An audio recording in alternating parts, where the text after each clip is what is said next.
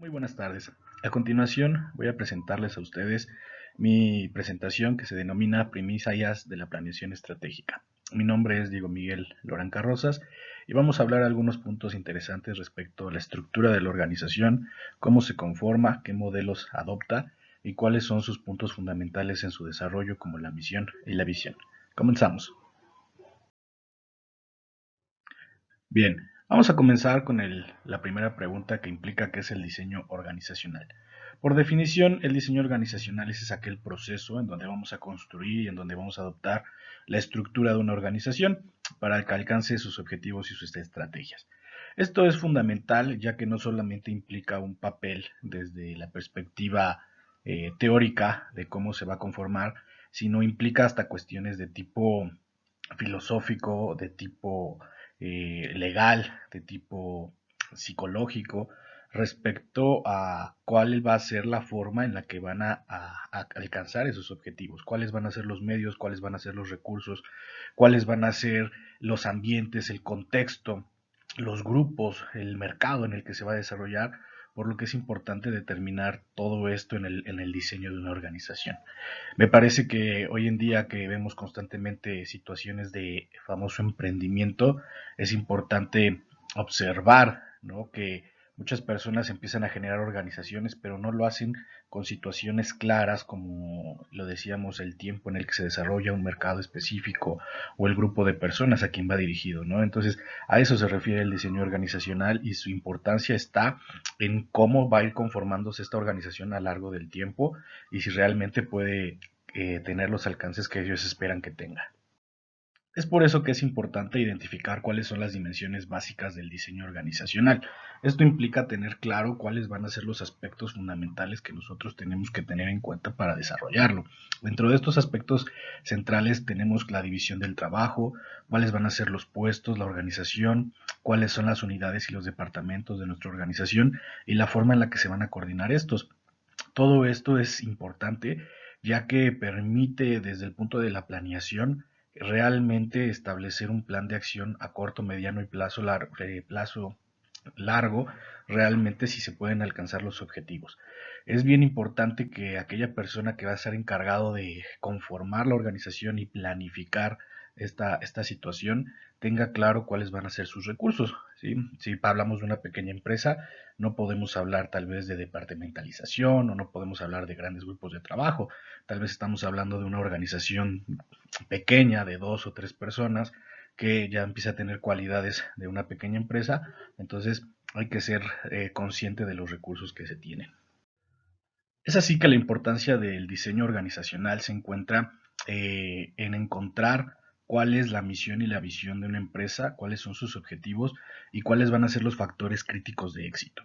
Esto es importante ya que una empresa o una organización es exitosa cuando alcanza determinados objetivos. Puede tener una estructura fundamental, puede tener recursos suficientes, puede tener una gran organización, pero si no encuentra el camino idóneo para alcanzar sus objetivos, estaríamos hablando de que todo esto se convierte en un discurso. Y el objetivo del diseño organizacional es que no solamente sea un sueño o que no solamente sean palabras, sino que tengan un fin práctico y que tengan un impacto real en las metas.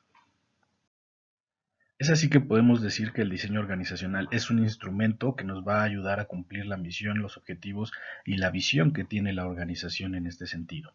Es importante determinar cuál va a ser la estructura organizacional, la estrategia y los objetivos de acción para que tengan bien determinadas las acciones en pro de alcanzar todos estos puntos de los que hablamos. Un factor importantísimo del diseño organizacional es el establecimiento de una visión. La visión es la imagen de la organización que tiene a sí misma en un futuro. Esta visión debe ser realista, debe ser concreta y debe ser coherente con la misión de la organización. Debe ser coherente con el porqué y el para qué de la organización y debe ser coherente con sus tiempos y su realidad social. Es por eso que muchas organizaciones tienen visiones a corto plazo, ¿no? De pronto vemos visiones como la escuela tal en 2020 y tantos se visualiza como una institución de renombre internacional y de renombre nacional. ¿no? Es decir, ponen una fecha en particular para la cual ya van a tener, alcanzar esa visión. Sin embargo, vuelvo a lo mismo, es importante delimitar y que sea congruente con esta misión, para que sea alcanzable, sobre todo esa situación, que sea alcanzable, porque si no, nuevamente estaremos ante un sueño. En esta perspectiva, las organizaciones plantean su visión como el proyecto al que les gustaría llegar a largo plazo y el camino que pretenden seguir para alcanzar este objetivo. En la imagen que coloqué puse una persona que va en un barco, que va con una vela. Hay una frase que alguna vez me dijeron en una materia de tipo organizacional, que aquella persona que no sabe a dónde va, ningún aire le da, ningún aire le es benéfico, ¿no? Aquella persona que no tiene un puerto a donde llegar, ningún aire le es benéfico. Esto quiere decir que una persona que no tiene bien delimitado a dónde va, no va a estar siempre a la deriva, no importa todos los cuestiones de importancia o los factores que le impacten positivamente. Si no tiene un lugar en específico a donde llegar, no podrá llegar a él.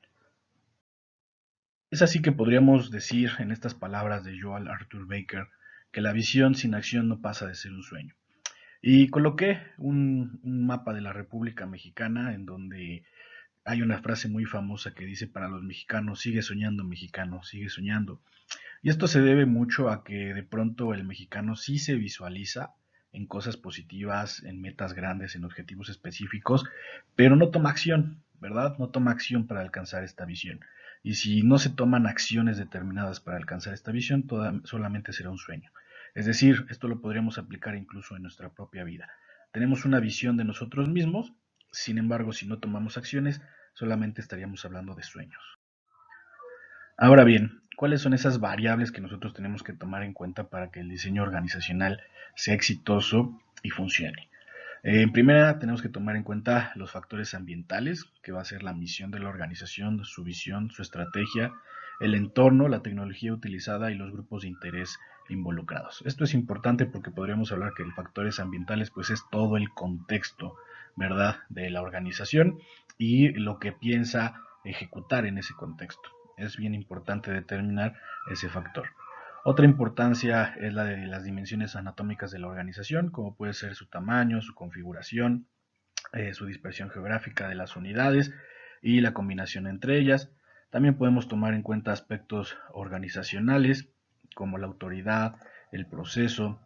Podríamos también tomar en cuenta las características contextuales, etcétera. Ahora bien, ¿cuáles son las etapas del ciclo de la vida del diseño organizacional? Pues partimos del nacimiento, partimos de una estructura simple, partimos de una constitución de la organización, empiezan a generarse sus primeros brotes, empiezan a alcanzarse los primeros objetivos, empieza a conformarse las primeras organización de dirección, de departamentalización, es decir, está apenas en su nacimiento. Posteriormente tenemos la infancia, que es cuando ya hay una formalización incipiente, ya la organización se puede consolidar de alguna manera como tal. Esto pasa a la cuestión de su juventud, que ya es una especialización vertical y horizontal. Y por último, su estado de madurez, que llega a un alto grado de diferenciación e integración. Es decir, ya obtiene una complejidad como organización y esta organización tiene una complejidad tal que ya es capaz de funcionar como un organismo autónomo. Bien, desafortunadamente la mayoría de las organizaciones, muchas de ellas se quedan en el nacimiento, en la infancia. Son pocas las organizaciones en nuestro país o en el mundo que llegan a un estado total de madurez. Algunas de ellas se mantienen en un estado de juventud, en donde apenas tienen estructuras suficientemente complejas para subsistir, pero que no son suficientes para convertirse en un órgano autónomo independiente de sus socios o de los dueños de la organización.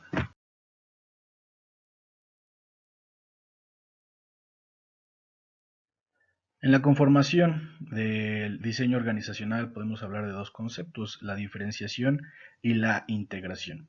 Ambos van en pro de cómo se va a dividir el trabajo y cómo se va a organizar.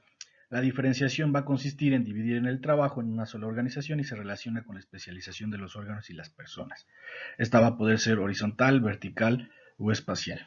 Más adelante vamos a ver que la mayoría de organizaciones tienen una diferenciación de tipo vertical, que se estructura más como una situación jerárquica.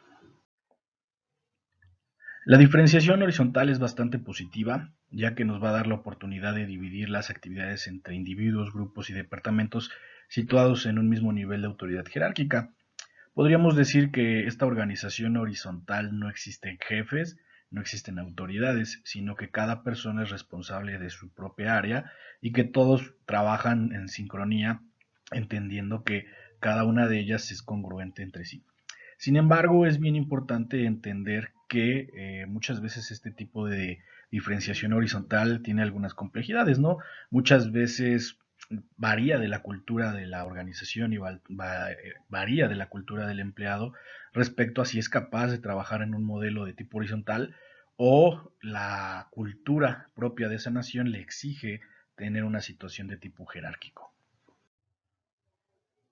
Bien, aquí podemos ver un modelo de diferenciación vertical, en donde vemos una estructura bien delimitada, partiendo de la gerencia, la subgerencia y cada una de las jerarquías que a esta le sucede.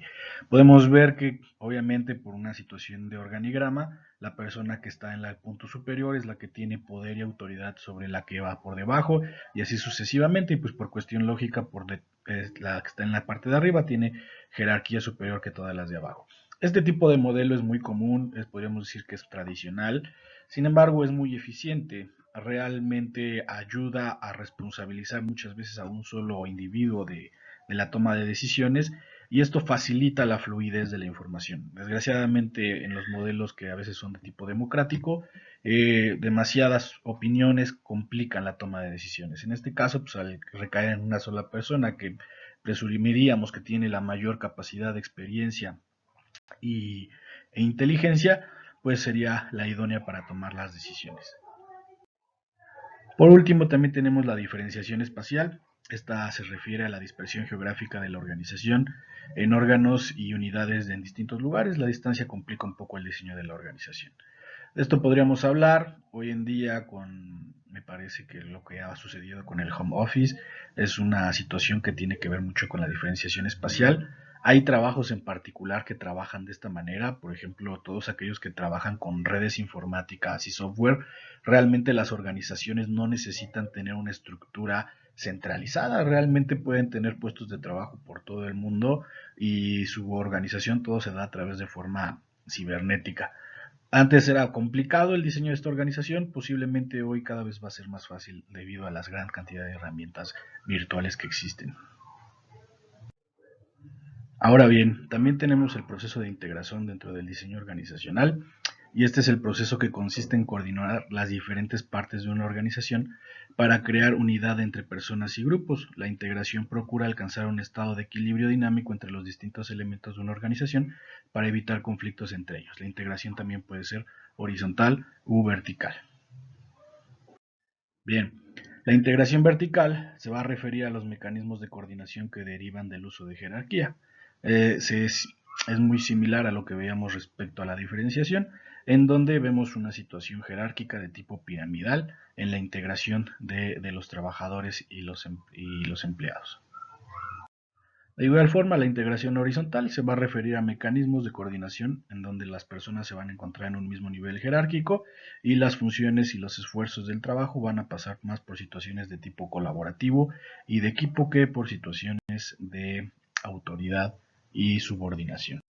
En la medida en la que una organización va volviéndose más compleja, va teniendo eh, más clientes, más servicios, en la medida en la que la participación de los individuos va siendo más necesaria, va creando una propia necesidad de ampliarse.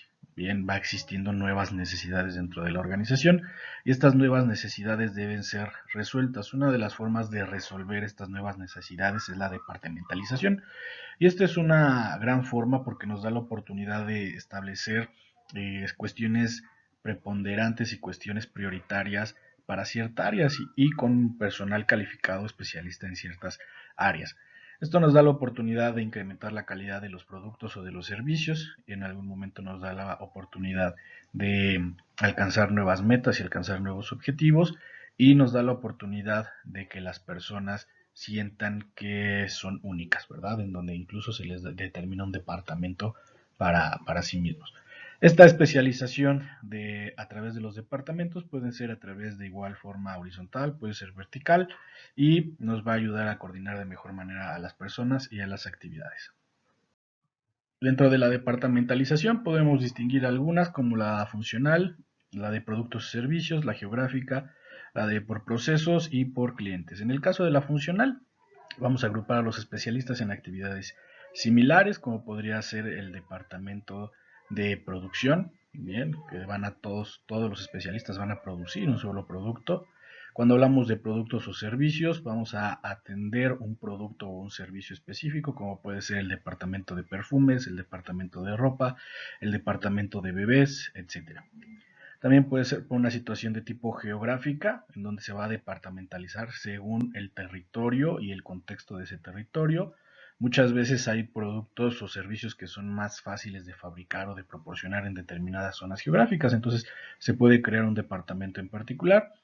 También por procesos, que puede generar a personas y tareas a través de procesos productivos, y departamentalización por clientes, que en algún momento puede ser, por ejemplo, en las tiendas comerciales, niños, adultos, mujeres, ancianos, etcétera. Da la oportunidad de que la persona que recibe el servicio reciba un servicio especializado.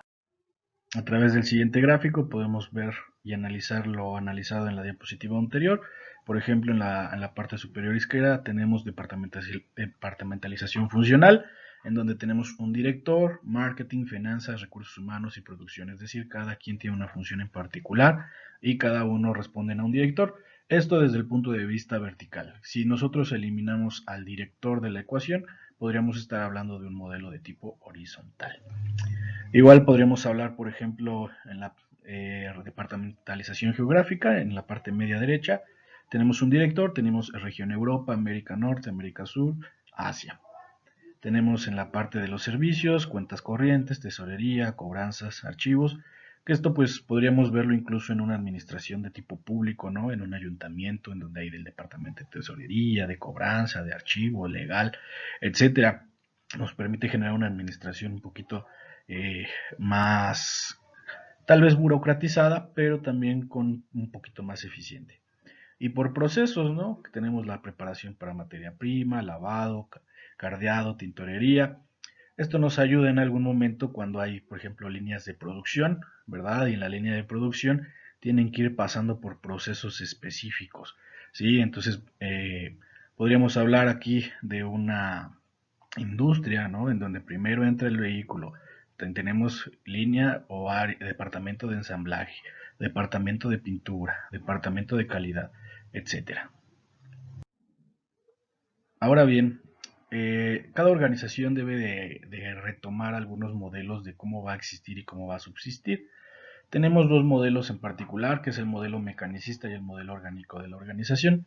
Cada uno de estos modelos nos va a dar una forma en la que la organización se va a comportar a lo largo de su vida y la forma en la que se va a conformar. Es bien importante porque vemos que a lo largo del tiempo el modelo mecanicista es el modelo preponderante. Sin embargo, conforme va avanzando la tecnología, conforme van avanzando las nuevas formas de hacer negocios, etcétera, muchas organizaciones han pasado a un modelo más de tipo orgánico.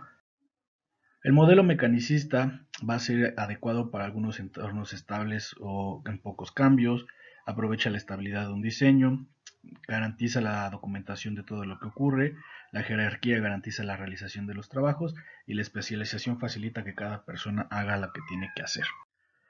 El modelo orgánico de organización nos va a ofrecer flexibilidad, nos va a ofrecer la descentralización de decisiones, va a delegar una mayor de responsabilidades de manera horizontal y va a tener una gran adaptabilidad a los procesos. No se va a concentrar tanto en establecer todo de manera formal, sino que es una organización que está en constante cambio, que está en constante adaptación y que no se casa con situaciones en particular, sino que simplemente se adapta a lo que está sucediendo en el mundo. Aquí podemos ver un cuadro comparativo entre la organización mecanicista y una organización orgánica. En un punto vemos que en una se encuentra centralizada la autoridad, en otro se encuentra descentralizada y dispersa. En una podemos ver un alto grado de especialización, en otro un bajo grado de especialización, en otro podemos ver la importancia de una gran cantidad de normas y procedimientos, en la otra no. En una vemos un gran tramo de control reducido, en otra vemos un tramo de control amplio, vemos una cadena de mando amplia, de mando clara, y en la otra es un libre flujo de información. Tareas son especializadas y rutinarias, las tareas son compartidas e innovadoras. En los equipos y las fuerzas de tarea prácticamente no existen, en la otra los equipos y las fuerzas de tarea son colaborativas. En una la coordinación de las distintas unidades administrativas son formales e impersonales, y en la otra se pueden realizar de manera informal y personal. Obviamente cada una tiene ventajas y desventajas, no es que una sea mejor que otra. Yo sé que de pronto hemos visto que todo lo que pareciera ser hoy en día fresco y nuevo puede ser mejor, pero la realidad es que la organización mecanicista ofrece seguridad y ofrece certeza. No solamente cuando hablamos de organizaciones de tipo comercial o mercantiles, sino también tenemos que hablar de organizaciones hasta públicas. Por ejemplo, una agencia de policías, es importantísimo que haya una cadena de mando bien determinada. Es prácticamente imposible que una agencia policíaca tenga una organización de tipo orgánico. Por ejemplo, la milicia igual es una organización y de igual debe tener una organización de tipo mecanicista. Prácticamente imposible que tenga un tipo de organización orgánica. Entonces, no es que una sea mejor que otra, sino que se debe de adaptar a las necesidades de la organización. Dentro de los modelos orgánicos de organización que busqué, que encontré como un ejemplo claro, pues siempre apareció Google. Google, si entramos a buscar acerca de Google, no vamos a encontrar el típico discurso de las organizaciones de nuestra historia, nuestra misión, nuestra visión, nuestros valores, nuestra filosofía, nuestra ética. No, simplemente encontré una frase que describe lo que es Google, que es que nuestra misión es organizar la información del mundo para que todos puedan acceder a ella y usarla, ¿no? Sabemos que Google es una organización multiproductos, tiene desde mensajerías, correo electrónicos, plataformas de entretenimiento, etcétera, ¿no? Pero para ellos, existen para informar al mundo, ¿no? Entonces, desde ese sentido, no son tan cerrados respecto a vender productos o alcanzar metas, indicadores en particular, sino informar al mundo. Es por eso que la escogí como una organización de tipo orgánico. En el caso de un ejemplo de tipo mecanicista, escogí a Coca-Cola. Entré al sitio web de Coca-Cola y encontré situaciones como de cuál es nuestro propósito, cuál es nuestra visión, cuál es nuestra misión. Encontré sus códigos de conducta, encontré sus códigos de ética, encontré sus organigramas, es decir, una situación más estructurada con situaciones mecanicistas claros en donde todo está adecuadamente formalizado. Y digo, pues es una de las empresas más importantes del mundo a lo largo de la historia, por lo que podemos ver un claro ejemplo de que pues, los dos tipos de organizaciones son funcionales. Les agradezco mucho nuevamente el analizar esta diapositiva.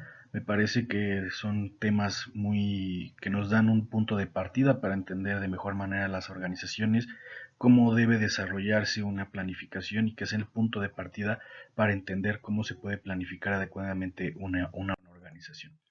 Obviamente, cuando hablamos de organizaciones, tenemos que entender que no solamente vamos a hablar de organizaciones de tipo comercial, sino también podemos hablar de servicios, podemos hablar de asociaciones de no tipo lucrativo, o podríamos hablar de organizaciones dentro de la administración pública. Todas estas estrategias y dinámicas son adecuadamente aplicadas según el contexto, por lo que es importante que cuando nosotros desarrollemos una organización tengamos claro el contexto, los objetivos, las metas de lo que se va a alcanzar. Le agradezco nuevamente y nos vemos a la próxima.